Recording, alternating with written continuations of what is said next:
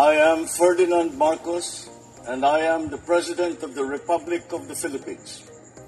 I stand today on behalf of 110 million Filipinos. Hi everyone, hello universe, it's me again. Shout out sa inyo mga kababayan. But anyway, meron tayong upload videos, updates. Di ba mayroon tayong updates tungkol po doon sa request nung kampo ni dating Pangulong Rodrigo Duterte na ipagpaliban yung trial this coming 2023 September kasi nga unfit para humarap si Digong dahil sa kanyang health condition. Tapos itong nakaraan araw ay kahapon nabasa ko balita na ano daw, nakakalimutan niya yung mga pamilya niya, hindi niya daw nakikilala, ika nga ulyanin na baga. Yun ay strategiya lang yun. Alam niyo naman si Digong magaling gumawa ng istoryahan masyadong madrama ang buhay niya. Pero guys, hindi pwedeng yan, kumbaga hindi mo pwedeng dalhin yan sa ICC, sa ibang bansa, yung ganyang klaseng drama, sakit-sakitan, tapos parang nakakalimot ka, hindi mo nakakilala kahit anak mo, imposible naman, di ba? Imposible naman yun. Hindi kayo naloka. Kaya dramatic drama king ito si Digong. Ay sus Mariusep, bakit kanyo? Magandang magandang balita to. Maraming natutuwa, bakit kanyo? Kasi nga yung request niya ni-reject. Ito basahin ko po Sabi niya 56 minutes ago. Today is September 12, 2025. ICC prosecutors oppose trial delay. The International Criminal Court prosecution has asked judge to reject Rodrigo Duterte request to indefinitely adjourn proceedings, arguing his health claims are insufficient without further medical evaluation. Kasi, di ba, for sure yan, sa tingin ko, mayroon namang doktor, itong bansa na ito, natitingin kay Digong. Kung ito ba'y totoo yung sinasabi ng kampo niya na hindi siya fit para tumistigo dahil mahina na yung kalusugan, imposible. Hindi ako maniniwala dito, guys. Dahil magaling ang mga doktor dyan di ba? Kasi pag ito siyempre, i-check up nila ba, no? Magbabase sila kung ano po ang resulta ng kanyang yung check up. Pag ito ay clear naman na kayang-kaya niya magtistigo, for sure po 'yan. 'Di ba? Sabi dito, ICC prosecution vetoes agay postponement Duterte trial. Wala, tuloy ang laban. Ay, naloka case. Agay binito. Ito, para kompleto detalyado mga kababayan, basahin po natin sabi diyan mga besa, ICC prosecution vetoes postponement of Duterte trial. Obvious na obvious binito. Iyak ang mga DDS. Ito. Sabi dito mga kababayan, as a former President Rodrigo Duterte's defense team requested an indefinite adjournment of all legal proceedings due to perceived decline in his cognitive abilities, the International Criminal Court prosecution asked judge to reject the bid agay. ICC Deputy Prosecutor Mami Mandia Nyang filed a motion saying the defense concerns about Duterte health condition making him unfit for trial are not sufficient on their own to form the chamber's decision on the matter. Agay. In a redacted document made public by ICC on September 11, the Duterte defense lawyer Nicholas Kaufman wrote that his 80 years old client is currently suffering from impaired memory and an inability to retain new information. Kaufman added, Mr. Duterte is unable to fully understand the nature and implication of the proceeding conducted against him. To assess Duterte cognitive malfunction, his defense team had him undergo several medical procedures, including a neurophysiological evaluation, a CT scan, and MRI. According to Kaufman, the evaluation found that Duterte lacks that capacity to apply that cognitive skills essential for the proper conduct of his defense, making him unfit to stand trial. Ayan.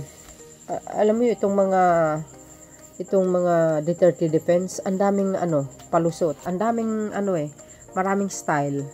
Gumawa talaga sila ng paraan. 'Di ba?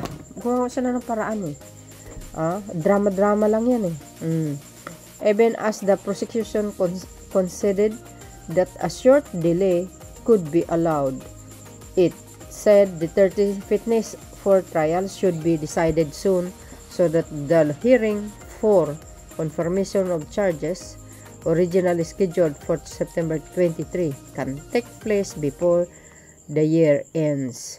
Yan. Kasi sa mga ibang bansa kasi, 'di ba? Pag pag sinabing ganung araw, yun talaga yung date na yun, no? Kung mayroon naman reason katulad niyan, unfit si Digong. 'Di ba? Ang gagawin nila is to i-check up nila kung talagang totoo yung sinasabi ng defense team. Siyempre, papacheck up nila sa doktor doon mismo para makita. Mamaya nagsisinungaling itong mga defense team lalo sila malalagay sa alanganin. For sure, fit na fit yan si Digong. Maniwala kayo dyan, drama niya lang yan. Ito pa. Sabi po dito, the team is currently working with its own expert to determine the Duterte mental capacity. In a document filed August 28, the prosecution request the court to order additional health assessment for this purpose. Ayun mga bes, ano po ang kapalagayan nyo? More specifically, the filing urged the ICC judge to engage medical experts who are experienced that in the fields related to Duterte's medical condition. The prosecution also asked that the expert have forensic experience in the issue of the fitness to stand trial and in providing expert reports and testimony before various court. Sabi sa inyo wala, hindi talaga makakalusot itong yung defense team mga bes. Anong sinabi? Diba? More specifically, the filing urged the ICC judge to engage medical expert who are experienced in the field related to the Duterte's medical condition. The prosecution also asked that the expert have forensic experience in the issue of fitness to stand trial. Ayan. Kaya abangan po na. Beyond these requirements, the prosecution wrote, the expert should be able to suggest specific measures that can be applied to facilitate Mr. Duterte participation in the proceedings. Agay. With the defense team raising their concerns about Duterte. So, style ni Bulok. Witness, the ICC pre-trial chambers decided to postpone the hearing until further notice. Ang tagal-tagal ng ilang buwan? 6 na buwan ba? Hinihintay, tapos pagdating ng trial, nagiging unfit ka agad. Biglang may sakit, biglang nawala yung memory. Style ni Digong talaga. Mga Pilipino alam na yung style ni Digong. Style Bulok. Which would have confirmed the charges against Duterte. Ayan. Tuloy. Litigation regarding Mr. Duterte's fitness to participate in the free trials proceeding is ongoing. In connection with the defense adjournment request, the three-judge panel said in a statement, it added that the panel, with a split decision, decided that a limited postponement of the hearing on the confirmation of charges is warranted to allow sufficient time to adjudicate on the defense team request, also expressing their dissatisfaction with the defense request, where lawyers representing the alleged victims of the 30 drug war that official says claim over 6,000 lives. Diba 6,000 mga namatay?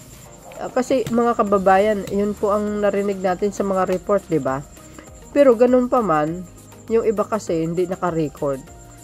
Alam nyo namang that time na yun, mga mautak yan Siyempre, hindi nila i-record yun.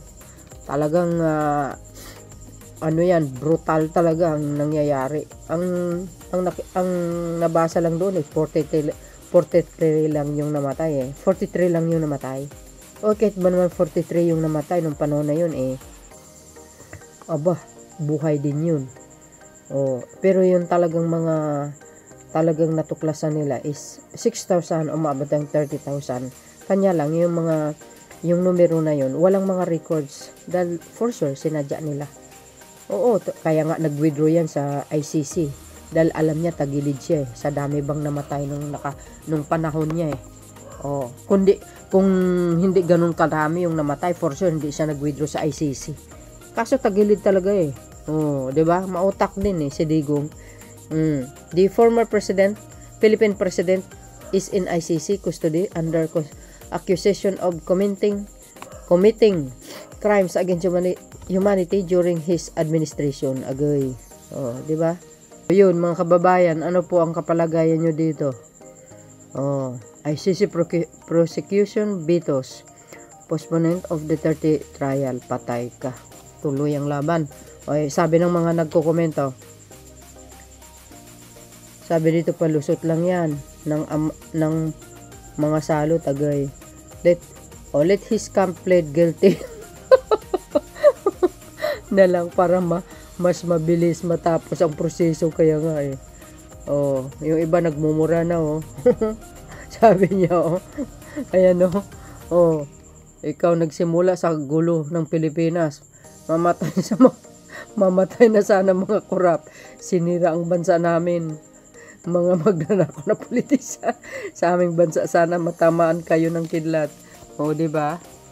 Kasi ako, mga kababayan, naniniwala po ako sa kakayahan ni Pangulong Marcos Jr. na kaya niya pong linisan yan Basta bigyan natin ng panahon ng Pangulo. Kaya niyang sugpuin Tingnan nyo nga. Siya ang lumalaban sa korupsyon ngayon. Nagsisigunda mano yung mga ibang mambabatas tulad ni Senator Lacson, Tito Soto. Tingnan mo, tinutulungan nga sila, kumbaga tinutulungan ni Senator Lacson ng Pangulo. Malaking yun mga bes, ang malaking naitulong ni Senator Lacson doon sa pag-expose niya ng mga magnanakaw. Diba? Kaya nga si Senator Lacson dapat doble yung kanyang bodyguard. Kasi siyempre sa mga ganyang expose niya nangangalib ang buhay niya rin diba? Ngayon, dahil dyan sa nabubunyag yung mga korupsyon na ito, di nagtatag na si Pangulong Marcos Jr. ng Independent Commission, di ba? Anong nakaloob doon sa Independent Commission? Lahat. Infra sa iba't ibang project pa, ang dami, nabasa po natin yan. Mga politician, nako, patay kayo doon. So, sinabi po doon na iimbestigahin, hindi lang po sa panahon ni Pangulong Marcos Jr., kasama po yung sa Duterte administration. Doon kasi nag-umpisa 'di ba? Sabi natin kung sino po yung contractors ngayon, siya rin ang contractors ni Digong nung panahon ni Digong, 'di ba? So madadalit talaga yung 51 billion. Kaya alaman natin kaya hintayin natin kung sino po ilalagay ng Pangulo sa susunod na mga araw, kung sino po ang mamumuno dyan sa tawag dito, sa independent, sa ICI na yan. Sir, ayan yung mga nagko-komento, Sus Maria Joseph yan pa my way, the end is near. Mga DDS talaga wala nang pag-asa. Masyado na delusional uto-uto sa galawang buhaya. Haha, buti na lang.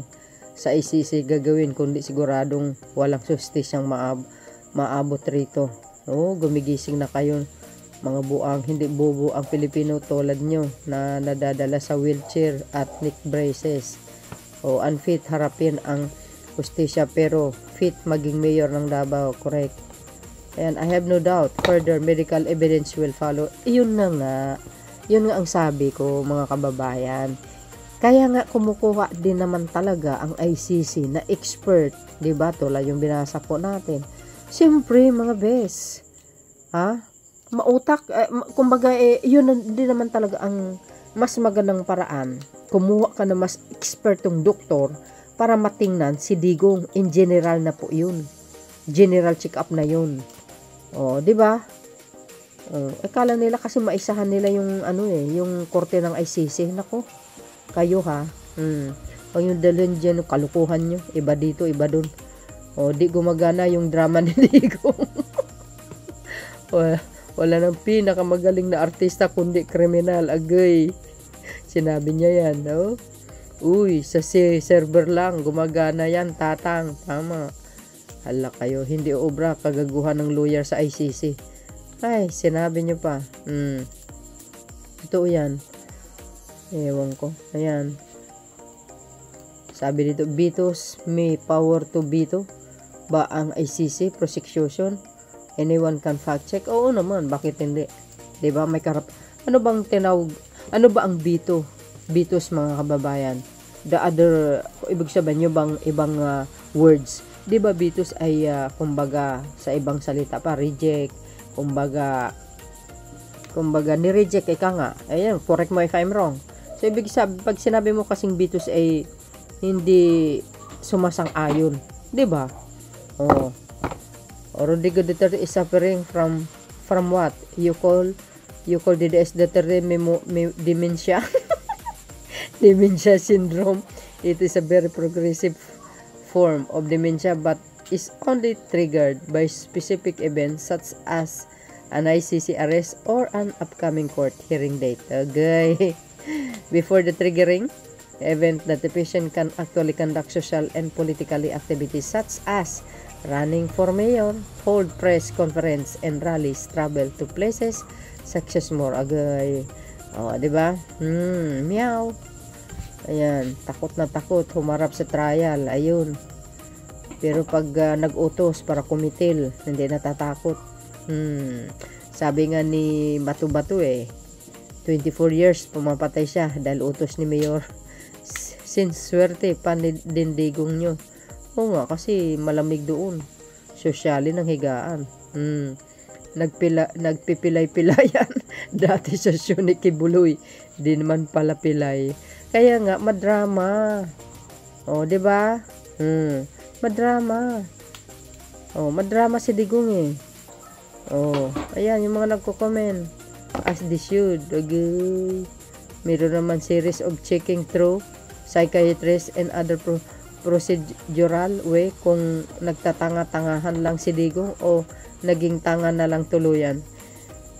Di naman basta-basta maniniwala kay ICC. Mga sabi-sabi lang. Kaya nga, di ba sabi natin, ang ICC gagawa ng paraan yan. If really nakita naman talaga na hindi siya unfit, halos hindi nakatayo, makikita naman doon sa doktor na gagamit na mag-check up kay Digong Siyempre, kukuha sila na expert, malalaman mo kung nagsisinungaling talaga si Digong. Ayan, mga kababayan.